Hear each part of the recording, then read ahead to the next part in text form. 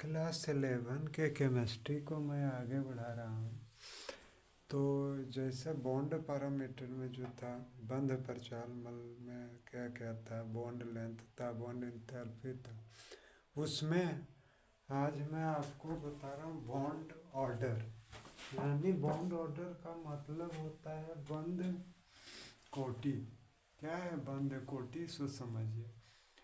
इसके बारे में समझने के पहले आपको लेविस का कोवलेंट बॉन्ड का डिफिनीशन समझना होगा, जिसमें बताया था कि किस तरह एटम्स आपस में मिल कर के शेयरिंग करके और एक बॉन्ड का निर्माण करता है, उसको कोवलेंट बॉन्ड कहते हैं।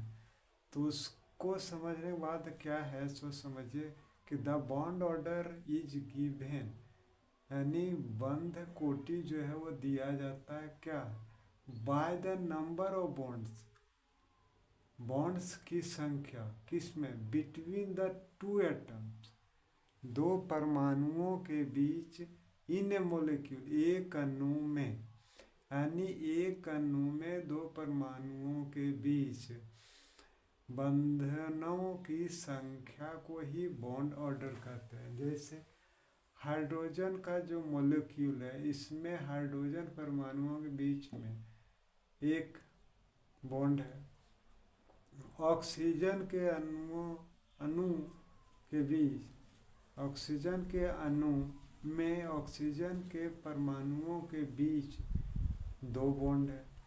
नाइट्रोजन के अणु में नाइट्रोजन परमाणुओं के बीच में ट्रिपल बॉन्ड है, तीन बॉन्ड है।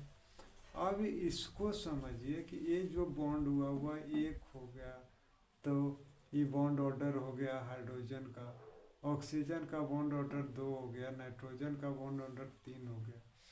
अब ये आपको ये समझने में आसानी करेगा कि जनरल कोरिलेशंस क्या है, साधारणतः ये आपस में क्या संबंध है। तो इसको आप समझ सकते हैं ऐसे कि अगर बॉन्ड ऑर्डर बढ़ रहा है, जैसे 1 2 3, तो उस बॉन्ड ऑर्डर के बढ़ने के कारण उसका बॉन्ड एनर्जी जो है वह बढ़ेगा। लेकिन अगर बॉन्ड ऑर्डर बढ़ेगा तो उसका बॉन्ड लेंथ जो होता है, दो परमाणुओं के बीच की जो लंबाई होती है वह घटेगा। ठीक है, तो यह इस चैप्टर के मैं अंत की ओर जा रहा हूँ और आपके लिए मैंने प्ले लिस्ट भी बना दी है इस चैप्टर का। तो अगर आपको मदद मिल रहा है तो प्लीज़ लाइक और सब्सक्राइब कीजिएगा।